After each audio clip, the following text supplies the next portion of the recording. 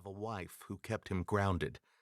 Her name was Maud, and as a young beauty she had dropped out of a good college to marry Frank, only to face years of struggle, constantly uprooting their home in search of a better situation. Together they raised 4 active sons, boys who demanded that their father tell them stories every evening, stories that seemed to give their lives a sense of constancy. Rounding out the household was Maud's mother, who lived with the Baums for months at a time. Even by the high standards of the world's most menacing mothers-in-law, she set herself apart. Her name was Matilda Joslyn Gage, and she reigned as the most radical and principled leader of the women's rights movement in America. Mrs. Gage railed against religious leaders and politicians for a living, and was so controversial and so scary to some that she was deemed an infidel, her activities called satanic. She had warned her daughter that she'd be a damn fool to give up her schooling to marry this man who showed little promise of holding a steady occupation, and for a long while she was right.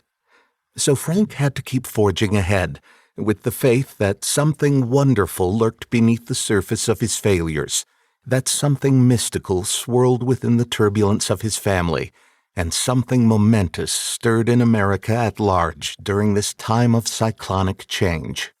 That something called him from his hometown in the East to an adventure out west, to the treeless Great Plains during the final days of the American frontier.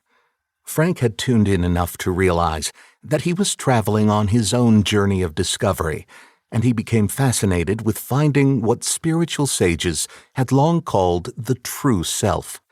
But out there on the prairie, a land of killer tornadoes and deadly droughts, Frank came face to face with darkness and shadow, aspects of a mythic pattern of symbols and events that he encountered in his own life and times. For too long he had suppressed his childhood dream of becoming a great writer, instead choosing to focus on the economic and social demands being placed on him. When such a choice is made, says mythologist Joseph Campbell, one's vital powers disintegrate, and a would-be hero can become trapped by resentments and rationalizations, until he finds himself locked in the labyrinth of his own disoriented psyche.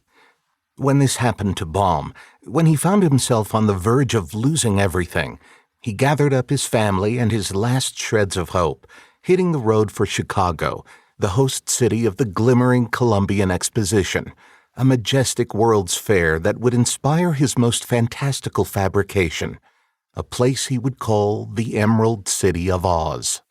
It may have been the most incongruous instance of inspiration in history, an ordinary man struck by an extraordinary legend that would become America's most enduring tale of adventure.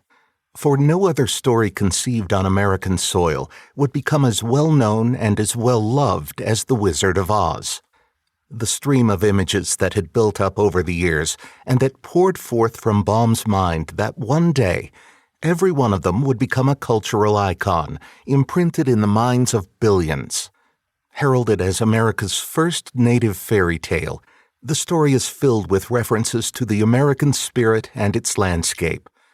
But even though it couldn't have been forged in any other country, the fable would go on to live as a universal touchstone, transcending national borders and language itself. One could, of course, attribute all this success to the 1939 film adapted from Baum's book, but the story had already been a classic for nearly 4 decades before MGM took on what it promoted as the greatest bestseller in modern fiction. The movie deserves more than a little credit, though. Having been seen by more people than any other motion picture in history, the film that catapulted Judy Garland to fame is not only popular but enshrined. The oldest movie ranked among the American Film Institute's all-time top 10, the film features Over the Rainbow, the AFI's #1 movie song. The Wicked Witch of the West endures as the most frightening female in filmdom, beaten out on the AFI's all-time villain list only by 3 men, Hannibal Lecter, Norman Psycho Bates, and Darth Vader. On the AFI's list of the top 100 most memorable movie lines,